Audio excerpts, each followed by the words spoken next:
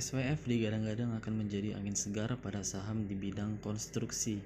Adapun saham di bidang konstruksi yang mendapat sentimen positif diantaranya adalah WSKT, Wika, ADI, PTPP, WSBP, dan WG.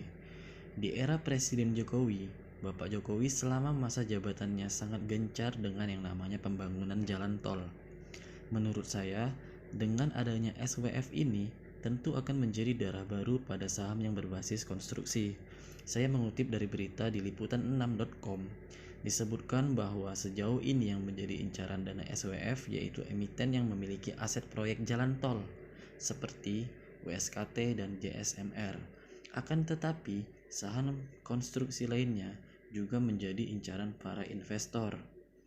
Nah, untuk itu, pada video kali ini saya akan membahas secara teknikal yang sangat sederhana, mudah dimengerti mengenai saham WSKT dan JSMR.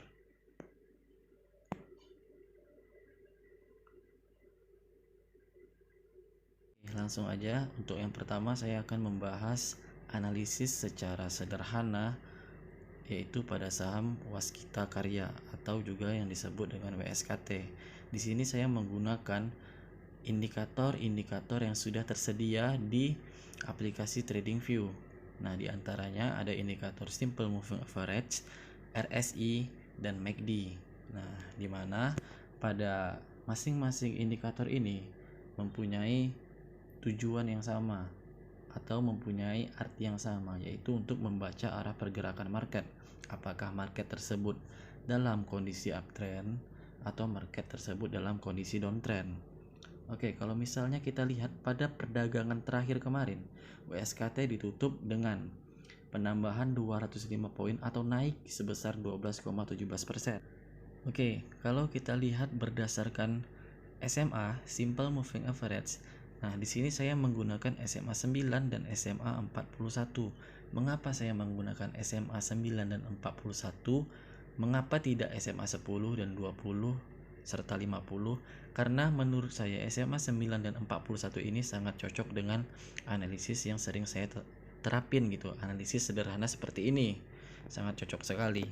Nah, kalau dilihat berdasarkan Simple Moving Average-nya dapat dilihat bahwa garis berwarna biru atau SMA 9-nya masih berada di atas daripada garis berwarna merah atau SMA 41-nya.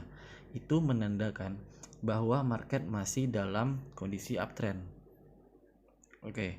Kemudian yang kedua kita lihat pada Relative Strength Index-nya. Di sini saya menggunakan RSI 10 karena menurut saya RSI 10 ini adalah yang paling akurat dibanding RSI 14. Pokoknya pergerakannya itu lebih oke lah dibanding RSI 14. Oke, itu terserah ya pada kalian masing-masing mau menggunakan RSI 10 boleh, RSI 14 juga boleh. Tergantung dari nyamannya kalian aja. Oke, kalau dilihat dari RSI, di sini garis yang berwarna ungu. Nah, pada perdagangan sebelum hari Jumat kemarin, tepatnya pada hari Kamis minggu lalu, RSI ini sempat loyo, menunjukkan gejala akan menembus garis putus-putus pada bagian atas. Nah, apa yang terjadi ketika dia udah menembus, maka market akan dikatakan mengalami penurunan. Nah, tetapi di sini berbeda. Garis yang berwarna ungunya ini gagal menembus tetapi malah naik. Kenapa dia naik? Karena ada news dan sentimen positif terhadap saham konstruksi yang mendorong para investor untuk menginvestkan dananya di saham pada saham-saham konstruksi seperti itu. Maka dia naik lagi. Nah, dia naik lagi ditandai dengan candle terakhir yang berwarna hijau. Oke, di sini juga terjadi yang sama pada MACD. MACD ini settingan normal ya, settingan normal. Nah, di sini kan jatuhnya MACD ini udah jenuh. Dia mau bersilangan tapi gagal. Karena apa ya? Karena itu tadi. Karena lagi marak-maraknya SWF, sehingga saham-saham di bidang farmasi kemarin itu yang sempat melecet di minggu lalu tenggelam karena adanya berita SWF ini. Oke, kalau dilihat berdasarkan support dan resistensinya, WSKT mempunyai support terdekat yaitu pada 1645. Sedangkan resistensi yang sudah ditembusnya yaitu 1880. Target price-nya ialah 2035 sampai 2200. Nah, kenapa saya bilang sudah lewat daripada resistensi terdekatnya? Itu berada pada tahun 2019 bulan Agustus, guys. Bulan Agustus yang ini. Itu adalah resistensi terdekatnya. Nah, dengan adanya sentimen positif, news positif, terus investor pada banyak yang invest, dapat dipastikan atau kemungkinan besar pada awal pembukaan perdagangan WSKT saya prediksi akan meningkat dan insya Allah akan mencapai target price-nya di minggu ini.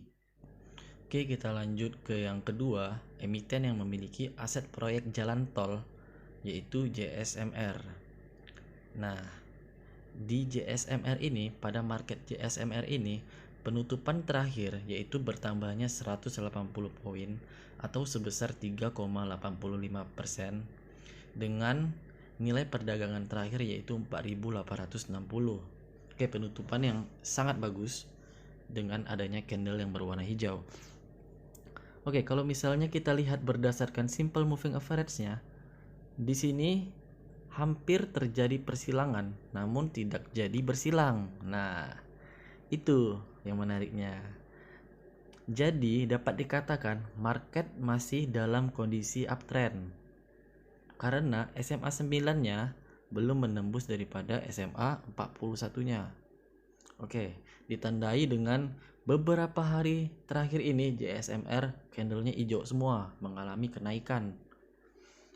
Terus kalau dilihat dari RSI-nya, nah kalau dilihat dari RSI-nya ini, beruntunglah bagi kalian para investor yang udah mengambil JSMR di angka under 4.400 atau mengapa saya bisa bilang beruntung kalian yang mengambil under 4.400, mengambil harga di bawah 4.400 karena di sini RSI-nya gagal menembus garis putus-putus yang bawah dan malah memantul ke atas.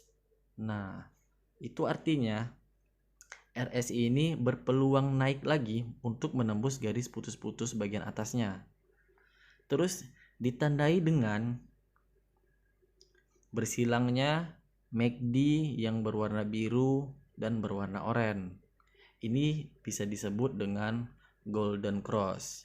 Nah, golden cross ini bisa disebut juga dengan saat yang tepat untuk kita melakukan open buy pada suatu perdagangan. Entah itu kalian mainnya di forex, entah itu kalian mainnya di binary option atau saham. Pokoknya kalau misalnya MACD-nya udah membentuk persilangan seperti ini, lebih baiknya di bawah seperti ini, guys. Nah, maka bisa dipastikan cuan kalian itu semakin besar gitu. Oke, jadi kalau untuk JSMR ini nggak banyak sih sebenarnya. Sentimennya bagus, positif semua, newsnya juga positif, apalagi di saham JSMR ini yang bergerak pada saham konstruksi dan yang memiliki aset proyek jalan tol seperti WSKT. Dan yang terakhir, yang paling sering menjadi pertanyaan umum ialah apakah WSBP sebagai anaknya WSKT juga akan merasakan durian runtuh yang dialami dari induknya yaitu WSKT. Nah, di sini saya cuma bisa mengatakan dengan naiknya saham WSKT, maka saham WSBP juga akan berpotensi naik seperti WSKT. Nah, di garis bawahi juga akan berpotensi naik. Ditandai kalau kita lihat sekilas aja berdasarkan market WSBP ditandai dengan candle terakhir yang berwarna hijau. Artinya dengan adanya news dan sentimen positif mengenai SWF, saham WSBP ini juga ikut naik gitu. Artinya ada pengaruhnya meskipun tidak sebesar dari saham induknya yaitu WSKT. Dapat kita lihat candle terakhirnya ini berwarna hijau. Nah, di situ aja. Intinya WSKT dapat durian runtuh, WSBP juga ikut kecipratan meski tidak sebesar WSKT. Seperti itu teman-teman. Nah, kalau kita lihat berdasarkan marketnya ya, sekilas saja berdasarkan marketnya.